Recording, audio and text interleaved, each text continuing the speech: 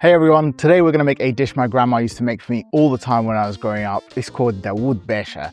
It's these little small balls of kofta meat mixture cooked in a tomato sauce, kind of like Italian meatballs but tasting completely different. They're served all over the Middle East. You have it with a bit of rice and salad and it is absolutely delicious. Let's get started. Right, we're going to start off by making our kofta mixture. Now, kofta is basically meat with onions, herbs, and some spices. You can grill it, you can roast it in the oven, or you can turn it into meatballs and fry them on the stove. That's what we're going to do today. So you basically want to get a grater like this, large side, an onion, and go to town shredding it into small pieces.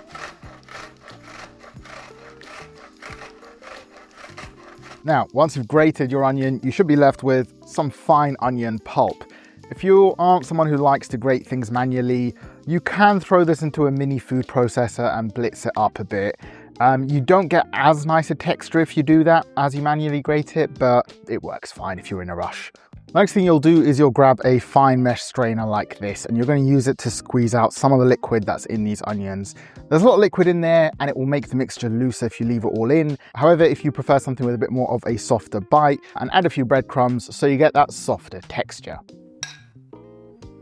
So just give this a bit of a squeeze and get rid of the excess moisture. You'll know you've got rid of enough of it when the onions, they don't look super wet anymore, yet if you touch them, they're still wet on your hands. It's not an exact amount, but you know, just a bit of it at least. Now that we've got our onions, we can start making our mix. You want a big mixing bowl, something that you can really knead the meat in. And then in terms of meat, you need 500 grams of lamb or beef mince with about 20% fat. It needs fat so that it binds together. If you get something without fat, it's really gonna struggle to stick together once you start cooking it. So in goes the meat and the onion pulp. Now there's a few more ingredients that are gonna go into this, so let's set that off to the side. The first one is a bunch of parsley. We got finely chopped this, so let's put it to work. So we've removed the thick stems from this parsley so that it's just got the smaller ones and the leaves. That's got the most flavour, and you don't want the thick stems, otherwise they just get a bit woody when you're trying to eat the meatballs. So roll it up and then just start working your way through it. All right, that's the texture we're going for. And now we can just add that in as well. All right, now as for seasonings, we usually just go with salt, pepper, and some chili powder in our kofta mixture, though this one has a few other spices that just give it a bit more flavor. So we'll start with a bit of salt, some black pepper, a little bit of boharat, or Middle Eastern 7 spice, a pinch of cinnamon, and a tiny bit of chili powder. If you want, you can personalize this by adding other flavors like ground ginger or cumin or even allspice, but this is a pretty nice mix. Last thing we're going to add in is a few cloves of garlic that we've minced finely. Right, the next stage is to mix them, and so I'm going to glove up because I don't want my hands to stink like onions for days, and then we'll give that a good knead. So you really just need to get in there with your hands and mix it together. It's going to take a few minutes of vigorous kneading for it to come together into a nice and firm texture. I'll show you what that looks like in a moment. Keep mixing it, just give it some elbow grease, and it will come together a bit better. You can see the bowl is starting to get this cloudy appearance. That is a sign that it is starting to stick. Once you see that it's starting to really stick together and it's got these little strings that appear, that's a good sign that it's pretty much done. So if you want to test it, what you can do is grab a ball and then just tear it apart. If you see lots of spiky strings and it looks like fibers between it, then you're good to go. Now that it's all kneaded well, we're just going to leave it in the bowl and let it sit for 10 minutes so the salt can continue to react with the protein and bind it all together. And then after that, we can start shaping it. So these are done resting. We'll move them to the side and we're going to start portioning out these meatballs. Usually you make these quite small. If you've got little kids, you can just get them involved in this process as well. So about a small piece, maybe about that big, not that massive. And just try and keep them evenly sized. You want them roughly about the same size. That way they'll just all cook evenly together. And also don't make them too big. The pleasure of this dish is just having the nice small bite-sized meatballs so you can have like a fork with rice and a small meatball or two on there. All right, I've rolled these out and I got about 57 meatballs. You might get a few more or a few less. Now we can get to cooking this. Now to cook these meatballs, you'll want to break out a stainless steel pan like this amazing one from the sponsors of today's video, Made In. If you don't know Made In, they're all about designing professional quality cookware products for the home cook. I love a good stainless steel pan, and this one comes in two sizes. This one for cooking up a small meal, and this one for a massive feast. Now, I'm not a professional chef, but their cookware is used in over 2,000 of the top restaurants and hotel groups across America, and they have over 100,000 five-star reviews, real-world customers and the press. That speaks to their quality. Now, what makes this stainless steel pan special compared to all the other stainless steel pans is that it's made from Made In's premium 5-ply stainless steel material. Those 5 layers give it way better heat retention, an even temperature throughout the pan, and make it really simple to control the heat. And this pan isn't limited to just being used on the stove. All of Made In's stainless clad cookware can go straight from your stovetop to the oven, where they can be used up to 800 degrees Fahrenheit. I've used a lot of pans over the years, but what makes this one stand out is the details, like the specially curved walls that make flipping and searing foods easier, and the rolled rim that makes pouring out a sauce a spill-free experience. So if you're looking to get some professional quality cookware, check out the Stainless collection and Made In's other cookware by using the link in my description to save on your order. Right, let's get to cooking. Let's turn the heat up to high and let the pan preheat. You don't want to use a non-stick pan because you want the meat to stick to the pan and get that nice sear. So stainless steel, like this Made In one, is definitely what you need. And once the pan is a bit hot, you're going to go in with some vegetable oil. You just want enough to coat the bottom of the pan because the meat is going to have some oil in it anyway. Get that, moving it around. And we'll add in the meatballs as well. So these are instantly going to start to sear and develop some nice browning. Because this is a larger, the 12-inch size pan, it's going to take all of them pretty easily. You won't have to do them in batches, but if you are working with a smaller pan, you want to try not to overcrowd it so they can get some good color. Now I'm going to let these sear for a short while on the first side, then I'll give them a toss, and then we'll sear the next side and the next side until they're golden all over. It shouldn't take too long, especially if you've got a good stove and a nice heat conducting pan like this. There we go, you can already see they've already got some nice color on them. Man, that fluted edge, wow. Fantastic for flipping these over. These already smell fantastic. Just taking me right back to my grandma's kitchen.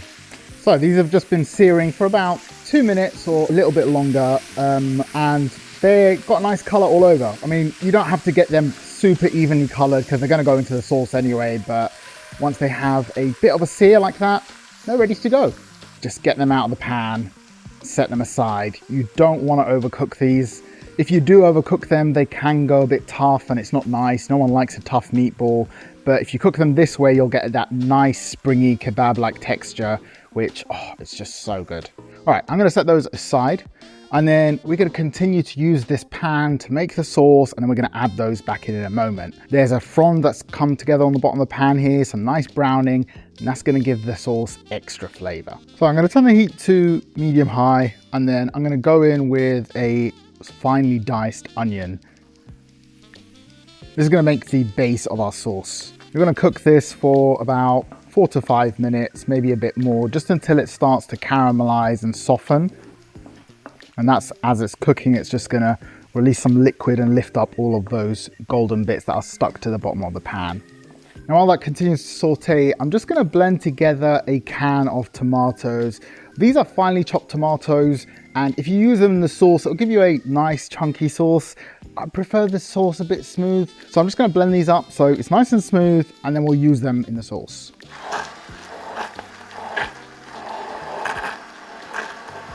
So these onions look like they've softened. They've got a nice golden color. Part of that is from cooking and part of that is from the browning that's picked up, but they're looking quite tender. I'm going to go in with a bit of garlic. This is just a few cloves that have been minced. Now, we're going to saute this, give it maybe 30 seconds or so, cook off that raw garlic flavor. There's nothing quite like the smell of onions and garlic, isn't there? So that's been about 30 seconds. So I'm going to add in the tomatoes that we blended. Now, there's also some water. I'm just going to rinse out this tomato as well, some of that water. And the rest of this water.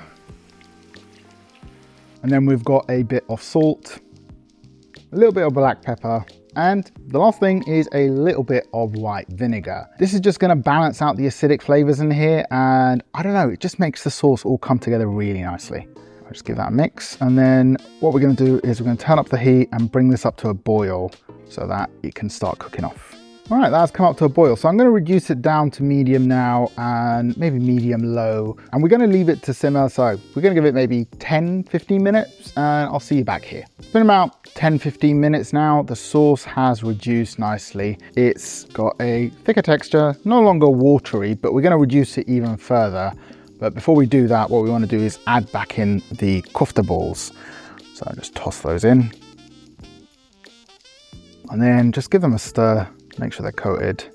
We'll let this continue to simmer and thicken down, and they're going to get coated really nicely. So I'm going to give it about 10 minutes, and then I'll come back and check on it and see how it looks. Hopefully it's going to be exactly the way we want it. All right, this has reduced nicely now. I'm just going to give it a stir. So this sauce looks nice and thick. Once you turn off the heat, it's going to thicken even more. But if you want it even thicker, you could just keep it going for a little bit longer. I mean, this is going to be fantastic served over some rice. I'm going to take this off the stove, and then I'm going to make some Egyptian vermicelli rice as well. So the perfect rice to make with this Dawood Basha is going to be vermicelli rice. And it is the quintessential Middle Eastern rice that we use for every single meal. You know, if we have a stew or we have just some cooked meats, that rice will be served at the table. So I've just got a stainless steel pot and a lid that fits it as well. And I'm going to set the heat to medium high and let this come up to temperature. Now, the first ingredient we're going to add is a bit of butter, and alongside it we're going to put a bit of vegetable oil. If you use both butter and oil, you'll find that you get a more even color on the vermicelli, and also you still get that nice buttery flavor, and it will also help your rice grains to separate from each other once they're cooked. So that started spitting, and we can add in the vermicelli as well. Just give it a stir and toss it every now and then, just so you can get a nice even brown color. I'm just going to continue leaving those to fry. Now over here I've got some short grain Egyptian rice, a short medium grain. It's kind of Calrose rice if that's what you can find. I've washed this a couple of times under running water to get rid of the excess starch. You do really want to wash this rice thoroughly, because if you don't get rid of the excess starch, then you're really going to struggle to get the grains to separate once it's cooked. They'll just clump together, and that's not nice. Nobody likes that. Here we can see it's already a golden color, but we're going to go a bit darker. And then I think it's just about starting to venture into a deep brown. That's a good sign to add in the rice. So you're going to want to toss the rice with the vermicelli and the fat as well. And then you're going to fry off the rice as well for a minute or two. Doing that also helps to stop the rice from sticking together, so you get nice, really fluffy grains. So just a couple of minutes of tossing the rice. And then we'll go in with the seasonings. We've got some salt, of course, some black pepper. And then in terms of liquid, you can use water, but to me, just using stock is so much better. It just adds extra flavor, and stock cubes are cheap, so why not, right?